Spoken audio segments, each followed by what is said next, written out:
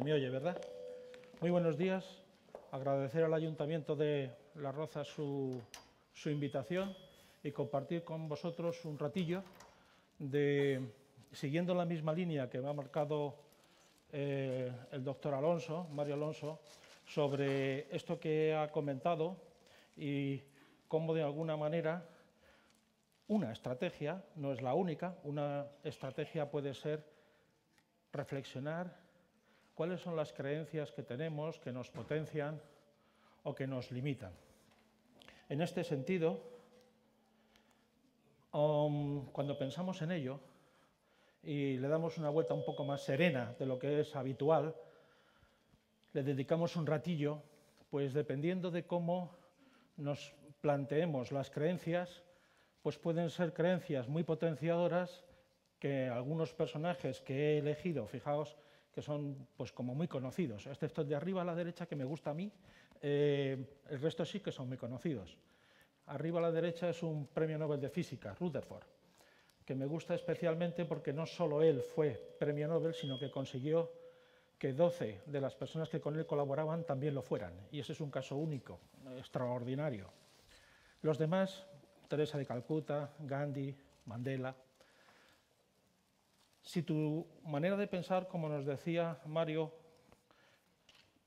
provoca, si tus creencias provocan que tú tengas una confianza, una autoestima, como nos proponía, y podamos salir adelante, nos va a permitir enfrentarnos a las situaciones de una manera mucho más agradable, conseguir una felicidad razonable, sin utopía, una felicidad doméstica razonable.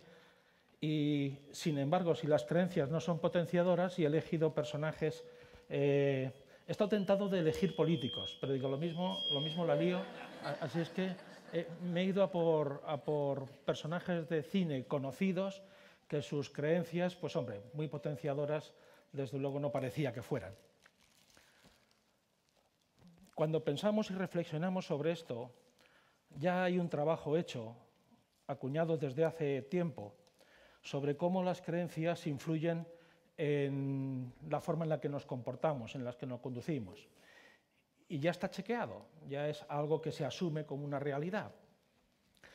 La metáfora que se propone es un iceberg en el que, como es conocido, un iceberg lo que hace es que está sumergido en un, no lo sé, 90%, 93%, 85% dentro del agua.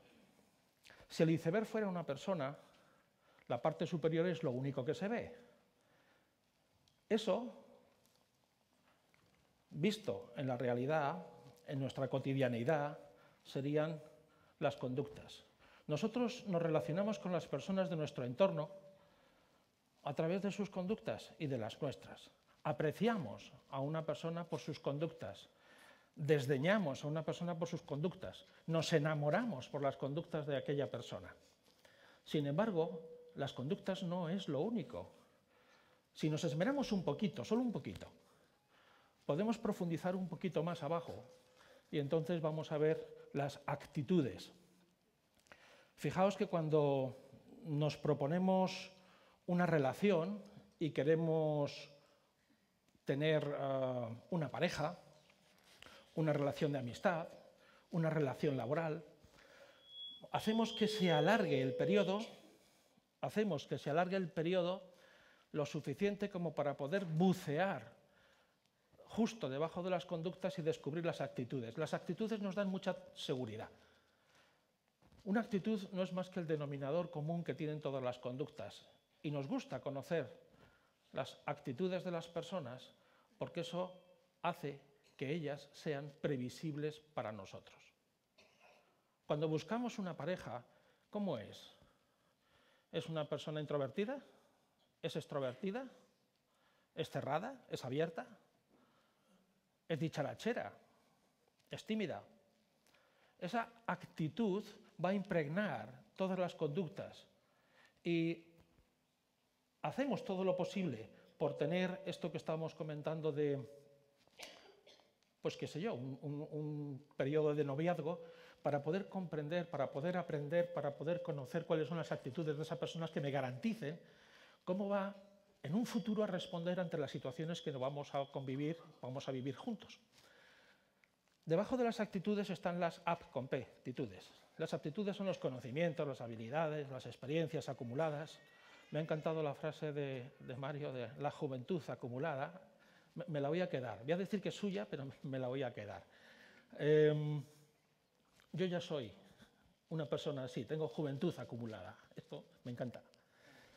Pues toda esa situación de aptitud hace que nos enfrentemos con una actitud mucho más favorable a aquello que conocemos y estamos fuertes, y apartarnos de aquello que no conocemos, que no sabemos muy bien cómo enfrentarnos, y la actitud que va a suponer va a ser de rechazo. En consecuencia, las conductas en un caso van a ser apetecibles y en las otras desdeñables. Más abajo estarían las creencias. Y este es el tema que yo quería desarrollar en este ratito, las creencias. Las creencias son fundamentales. Nuestra personalidad está hecha a base de creencias. Sin ánimo de exagerar, lo único que somos es un saco de creencias. No somos otra cosa. Claro, cuando ese saco de creencias está lleno de algo positivo, nuestro funcionamiento tira hacia arriba y lo que los demás ven en el extremo del iceberg es positivo. Y si tus creencias no lo son, pues entonces el aroma que desprendes no es agradable.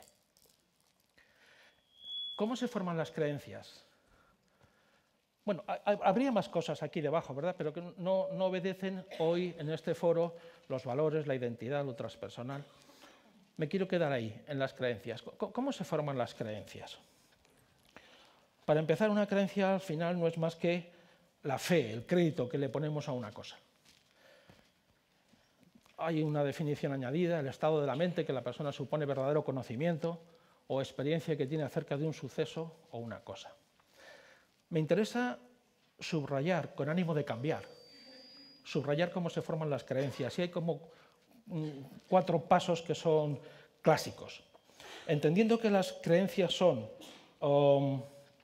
esto que estamos comentando, la estructura de la personalidad, y si nos pareciéramos como ejemplo, como metáfora, a un ordenador, pues las creencias son los programas con los que funcionamos, el Excel, el Word, el Open Access, lo que quiera que sea. Con esos programas podemos empezar a ejecutar las conductas. Fijaos que la mayoría de ellas no son del todo conscientes. Así es que el trabajo que a veces se hace, ya sea a nivel de coaching o terapéutico, es extraer desde el subconsciente esa creencia para poder trabajarla y cambiarla. Nacen, decía, de 4 fuentes. La primera son las opiniones. Tenemos que ser cuidadosos cuando a nivel laboral, a nivel familiar, a nivel social, lanzamos sin mucho criterio opiniones. Porque la opinión, si germina, termina convirtiéndose en una creencia. Imaginaos que yo anotara aquí en este papel una frase. El papel está en blanco, lo sé, pero suponeos que anotáramos aquí una frase, qué sé yo, vamos a poner una frase que revele a la sala: las mujeres no saben conducir. Esto no es una creencia, es un hecho objetivo real, pero en fin. Las mujeres no saben conducir. Si Paco defiende esta idea, fíjate, la creencia, la opinión, como tal opinión, pues es así, como muy ligera. Pero si algunos de vosotros opina como yo, entonces se levantaría, vendría aquí hasta el estrado y se pondría con su dedo. Claro, 2 dedos puestos ya, esto todavía sigue siendo verdad que se puede caer, pero ya 2 dedos le da un poco más de solidez. ¿Qué pasa si son 3 los dedos que ponemos? 4, 5. ¿Qué pasa si hay muchas más personas en la sala que, como yo, cree que las mujeres no saben conducir? Bueno, si por experiencia vamos acumulando esta situación, ¿qué va a ocurrir? Que entonces esta opinión, que cuando nació era volátil, a base de experienciarla con otras personas, chequear que efectivamente esto es así, esta opinión se convierte en una creencia. Y esto puede ser porque haya más personas que como yo piensan así y ponen los dedos, o por mi propia experiencia. Yo sé que las mujeres no saben conducir porque mi mujer, aprovechando que no está, a ver, da de sí lo que da en el volante. Pero es que mi hija, tengo 3, pues oye, y ya no tengo un dedo de mi mujer, ya tengo 4 dedos. Mi hermana, vamos, que mi familia, y voy poniendo dedos aquí. La opinión es ridícula. La opinión es muy fácil de contraargumentar y de tirar. Cuidado cuando, manteniendo una opinión por una experiencia personal en la que yo mismo me voy poniendo dedos, o por una experiencia en la que voy contrastando la opinión con otras personas y van poniendo dedos, esa opinión se termina transformando en una creencia. Es decir, le damos fe, le damos crédito.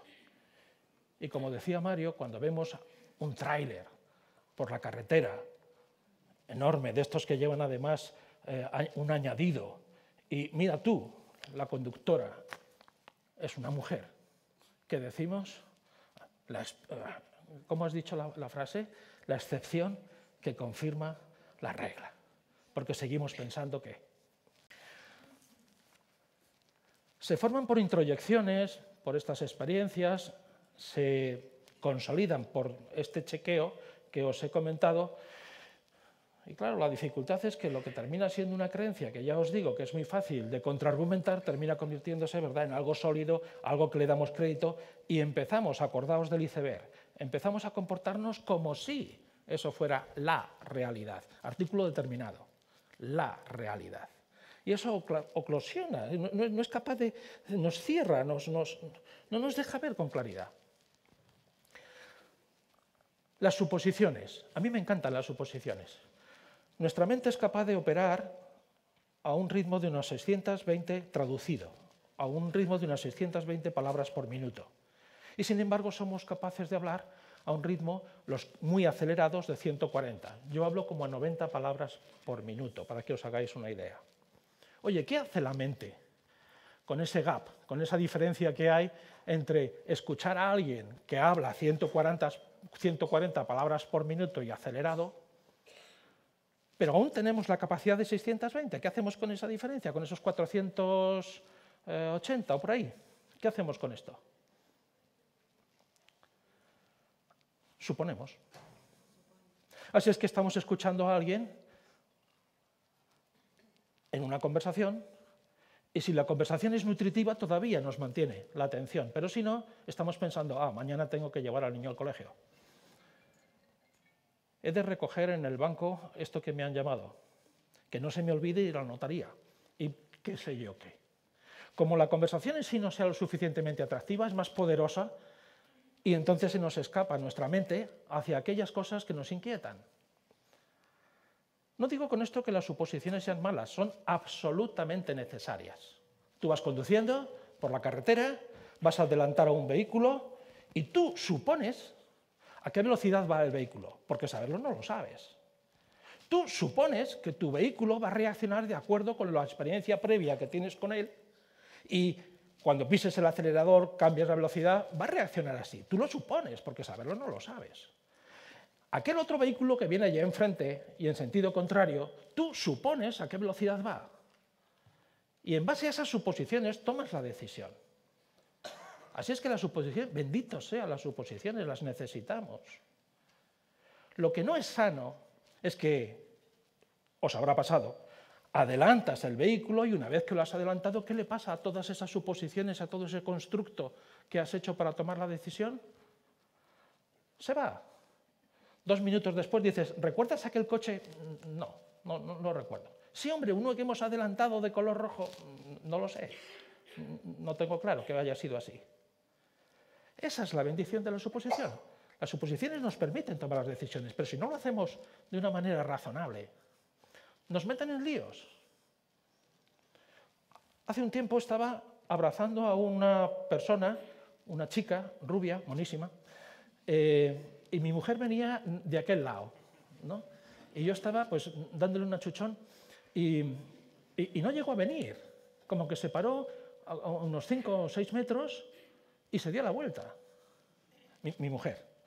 Yo seguí abrazado a la rubia. Cuando llegué a casa, fue tremendo. No me podrás negar que has estado con otra. Pues no lo sé, ¿cuándo? Te he visto. Estabas abrazando a una rubia. Ah, esta tarde, sí. Era Thais, tu sobrina. Si hubieses andado los 5 metros que te faltaban, lo hubieses visto desde este lado y se acabó la suposición. ¿Qué ocurre en la suposición? ¿Cuál es la perversión de la suposición? Que genera unas realidades que nos permiten tomar decisiones, sí, y luego que se marchen. Porque si se quedan, entonces generan creencias. Quiero entender con este ejemplo real que os he dado que mi mujer pensaba, en fin, tampoco estaría mal, ¿no? Liarse con una rubia a mi edad. Pero vaya, en principio ya tenía la sensación de que esto iba a ocurrir así. Es absurdo, no tiene sentido. Las suposiciones nacen con el fin de ayudarnos a tomar decisiones, como los archivos temporales de los ordenadores. Pero luego hay que resetear tú, porque si se te quedan allí los archivos temporales no hacen más que ensuciar y perjudicar que el software funcione a la velocidad razonable.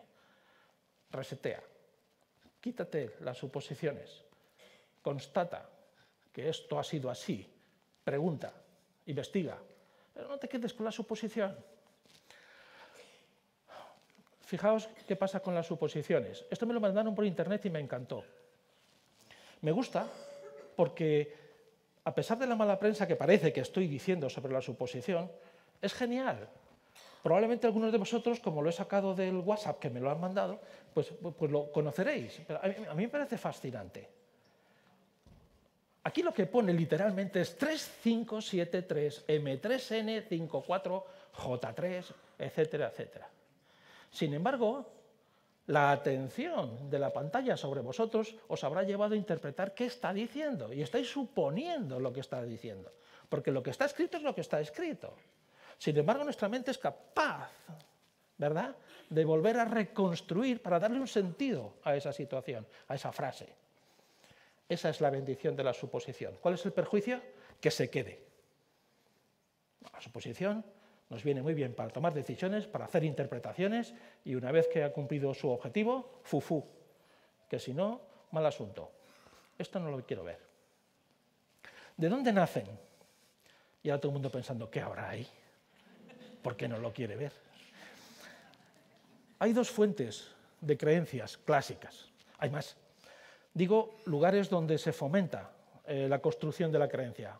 Uno es el colegio y gracias a ellos pues terminaremos siendo oficios de interés, de salud, de higiene, a nivel, esto es un fontanero, a nivel social, un mecánico, médicos y la profesión del futuro, cocineros. Esta idea que la escuela fomenta lo hace generando creencias. Claro, si al muchacho le tratamos como pirita de cobre, pues el tío no va a dar mucho de sí. El ejemplo que nos ponía Mario me parece absolutamente revelador. Tu mente solo sirve para plantar guisantes. Ostras, cuando alguien que no tiene la capacidad para filtrar la información, sino que se la come, le mandas este mensaje, mira qué creencia estás semillando, mira qué creencia va a generar la persona sobre sí misma. Hay que tener cuidado en la escuela con estas cosas, estos tratos marginales a unos alumnos o a otros, para bien y para mal. La otra es la familia, esa es mi familia. El de la derecha, el más guapo soy yo, los demás son el resto. Esa es mi familia. Cuando tienes la creencia, la ejecutas en 4 ámbitos que cambian tu conducta y el planteamiento es hacer un pequeño análisis de cada una, muy pequeño. La primera es social. Tenemos creencias sociales y nos partimos el alma con quien sea por culpa de ser del Atlético de Madrid. Pero todavía los del Atleti no han aprendido que no es el mejor equipo, que el mejor equipo es este. Pues chico, ahí están, dándole, quedándole. No te digo si me voy más para allá, ¿no? Los del Barça, los pobres, ¿no? O sea, a ver, un poco de criterio, por favor. Cuando te metes en una creencia de este tipo, a mí que no me gusta el fútbol y que me da igual, he visto cómo discuten, pero cómo discuten de forma apasionada, incluso agresiva, porque un equipo es mejor que otro, porque Messi, porque Ronaldo. Dios mío, qué pérdida de tiempo. Sin embargo, las creencias sociales nos hacen comportarnos de una manera en la que no nos deja ser lo mejor de nosotros mismos. No nos potencian. Las creencias sociales están muy bien diseñadas para que podamos convivir juntos y desde ese punto de vista aceptado. Pero hombre, más allá que esto, pues no. Hay que ser un poco rebelde con este asunto. La siguiente son las conductuales. Aquí aviso a los padres. Este soy yo, el que va encima, no el de debajo. Y mi hija, la pequeña, que compartimos esa afición. Cuidado, cuidado. Este es un aviso a los padres, digo, porque los chiquillos hasta los 4 años no tienen filtro. Lo que tú hagas o digas va a misa. Pero no se creen que 3 tíos como yo entran por una chimenea así con camellos y todo para dejar... Vamos, están convencidos, acordaos de cuál fue el primer hito en vuestra vida, que fue un trauma. A los 9 años, cuando aquel compañero de clase os dijo, los reyes son los padres. Y tú venías a casa diciendo, esto no es posible, no es posible. A preguntarle a papá y mamá, oye, ¿es verdad esto? Y ya les veías allí a los hombres, decían, bueno, a ver cómo te lo cuento. Hasta los 4 años no somos capaces de tener filtros y lo que quiera que sea que nos cuenten por pura supervivencia. Lo copiamos, nuestras neuronas espejo funcionan muy bien en ese sentido. Cuidado con lo que hacemos con nuestros hijos. Cuidado cuáles son nuestras conductas. En esta casa no se grita. Bueno, pues espérate a que tu hijo tenga 100 kilos y ya veremos a ver quién grita más. Que llegará. Cuidado. Pongo esta anécdota que os quiero contar de forma breve. Nos gusta compartir, montar a caballo. En esa edad, para mi hija yo era Dios. Totalmente. Cuando terminamos de montar, a ella le gustaba quedarse con las amigas comentando pues, las incidencias de la jornada y tal. Pero ese día yo tenía unas ganas horribles de ir al baño. Y el baño del picadero como que no era inspirador, ¿no? No. Entonces le digo, Belén, vámonos a casa, que necesito ir al baño. Así es que nos montamos en el coche y en vez de coger la carretera habitual para llegar a casa, cogí una más corta que pasa que es así como empedrada y tal, pero es más corta, llego antes. Y pinché. Tengo un coche alemán, ¿vale? Que ya te digo yo lo de los coches alemanes. En fin, que abajo voy a cambiar la rueda y no entraba en el tornillo la llave, ¿no? Y vaya que tenía que ir al baño. Y le digo, Belén, quédate pegada al coche y tú mira, para que no se viniera conmigo, ¿no? Tú por si viene alguien, en la carretera no pasa nadie. Me pongo detrás de un árbol. Lo de ponerme detrás de un árbol es un eufemismo, porque ya os digo que en fin, de sí lo que... No sé si habéis puesto alguna vez un pantalón de montar, pero ponerse un pantalón de montar, quitárselo, esto tiene su encanto, ¿eh? ¿No creéis que...? Bueno, encima con las botas que no... Bueno, me pongo detrás del árbol, oye, y pasó un SEAT 600, tú, que no hay, pero pasó. Y me ve, tira de pantalón como puedes para arriba, saludas, te saluda, ¿qué vas a decirle, no? El SEAT 600 se va y vuelvo. Y pasa un segundo SEAT 600, que como vio que el primer SEAT 600 se paró, él también hizo lo propio a investigar, y allí me vio. Así es que otra vez para arriba, te saluda, sonriente, yo, bueno, vale. Y un tercer SEAT 600, y un cuarto, y un quinto. Allá por el SEAT 616 o 17, yo a lo mío, yo ya estaba puesto. No os imagináis cómo se podía reír mi hija. O sea, estaba Todavía la veo, muy delgadita, así, con los pelos así puestos, apoyada en el coche, partiéndose. Dios en esa situación. Como 30 SEA 600 después, convención de SEA 600 a Chinchón,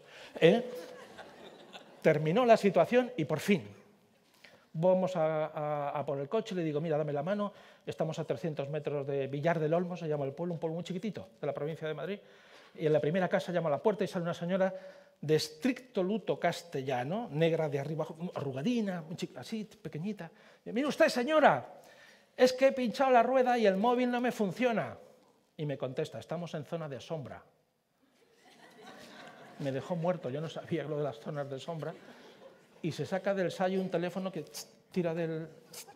Llame a su esposa y tal. Vale. Y la señora se viene conmigo a cambiar la rueda. Y ahí terminó todo. Dejé de ser Dios en ese día.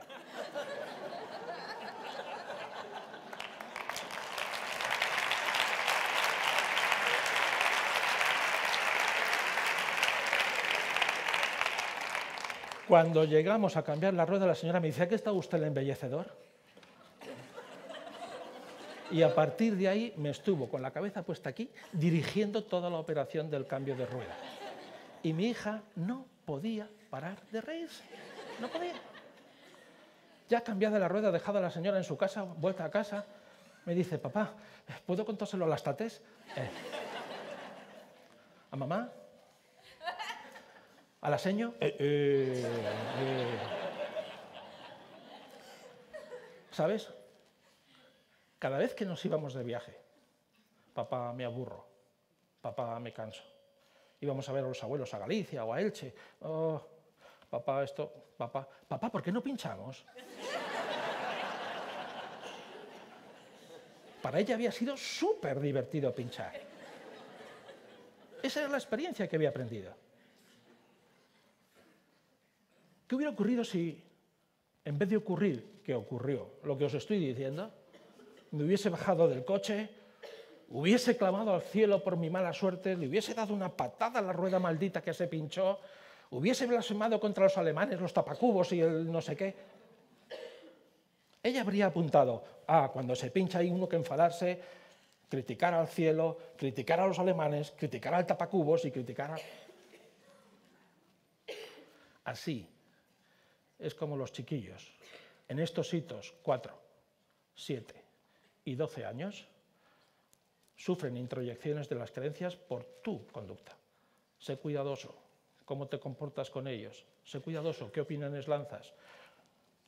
Sé cuidadoso, qué opiniones lanzas sobre ellos, porque esto va a generar creencias que podrán ser potenciadoras y alimentarán en el futuro al adulto que se espera, o lo van a dejar hecho polvo. Otras son espirituales y para mí son las que más me gustan, porque nos dan una derivada añadida a nuestra existencia que le da sentido. Cada quien su espiritualidad, y la mejor religión es la que a ti te venga mejor. La espiritualidad nos ayuda a dar sentido. Luego, este agnosticismo que existe ahora, este alejamiento de la Iglesia católica, bueno, católica o la que sea, no quiero puntualizar. A mí me parece que es empobrecer.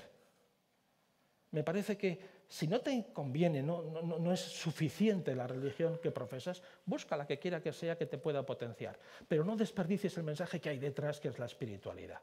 Las religiones al final lo que hacen es encorsetar la espiritualidad, pero no destierres la espiritualidad, si esto es lo que nos da sentido. Hay una vez más otro mensaje de Mario que me encanta. Somos más de lo que somos, mucho más. Y la espiritualidad es una escalera que nos ayuda a superar esa situación, nos ayuda. Por último, las emocionales, y con esto termino.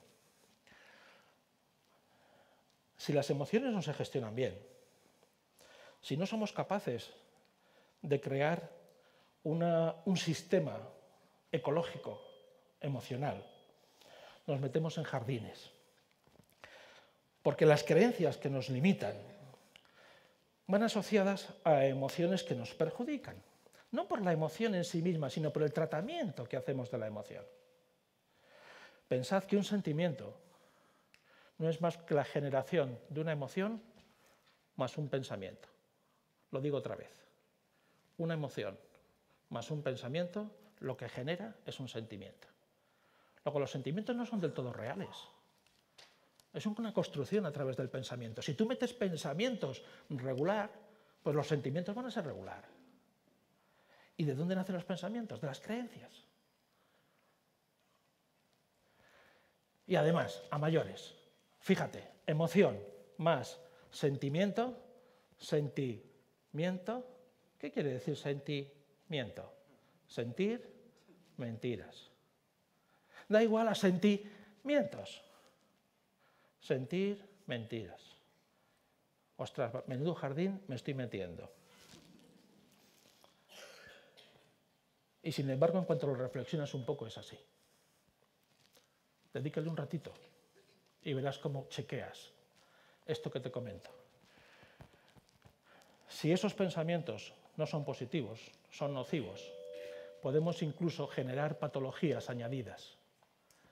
He tenido la oportunidad de trabajar en el Hospital de Puerta de Hierro de Madrid, con la Fundación de Investigación Biomédica, trabajando miomas uterinos que no tendrían por qué estar. Hemos tenido la oportunidad de trabajar, en fin, no voy a seguir para no enrollarme. Lo que quería transmitir es un mensaje de que si las creencias no son buenas, las emociones que generamos como consecuencia de esas creencias tampoco lo son. Y eso se puede somatizar. El paradigma, el ejemplo más claro es la migraña, que el 20% de la población en España lo tiene y no es real. No digo que la gente que tiene migraña no le duele la cabeza, ¿no? Cualquiera de vosotros que lo sufra dirá, qué listillo. Que se venga cuando como queso, curado, chocolate, picante, cuando hay ruidos en casa, cuando la luz me molesta y necesito meterme en cama en absoluta oscuridad durante un día entero. No es que no te duele la cabeza, claro que te duele la cabeza. Lo que ocurre es que no estás bien educado. Y tu umbral, para ver el miedo que hay por ahí fuera, ha hecho referencia Mario también, para ver ese miedo, tu umbral mínimo está muy bajo y te asusta las situaciones porque crees que no tienes la capacidad de enfrentarte a ellas. Y hay quien lo gestiona a través de una migraña. ¿Por qué? Porque le obliga a apartarse de la situación. Está justificado. Se siente. No es real. No es real. Lo digo otra vez. No es real. Estuvimos en un congreso de neurociencia hace unos días y hay un autor que he traído, que es Arturo Goicoechea, es neurólogo proscrito, porque la medicina tradicional se basa mucho en la biomédica, ¿verdad? Es en la biología, en la molécula, en la química, y se le olvida de otros parámetros, los emocionales me estoy refiriendo.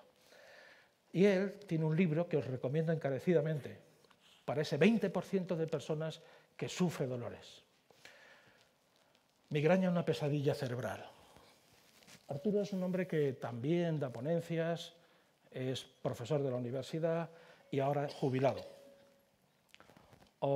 Trabajaba en el Hospital de Vitoria, precisamente en su especialidad, el dolor. Y es fantástico cómo con técnicas no médicas, educativas, apoya a las personas. Luego, no os toméis las creencias como algo baladí. Y aunque no lo habíamos preparado, encaja perfectamente con la ponencia que ha dado el doctor Alonso. Perfectamente. Luego, a mayores de lo que él estaba comentando, que yo suscribo palabra por palabra, a mayores, una de las técnicas que podemos utilizar para trabajar es darnos un buen rato de tranquilidad y sosiego y reflexionar sobre aquellas creencias que nos han introyectado, que nos hemos creído y que actuamos desde ellas sin que los resultados sean óptimos para nosotros. A ver si dejáis de ser ya del Atlético de Madrid, hombre. Y esa es la invitación que os propongo. que os dediquéis un ratito a reflexionar sobre esto y a poder cambiar vuestras creencias si no os son útiles. Muchas gracias.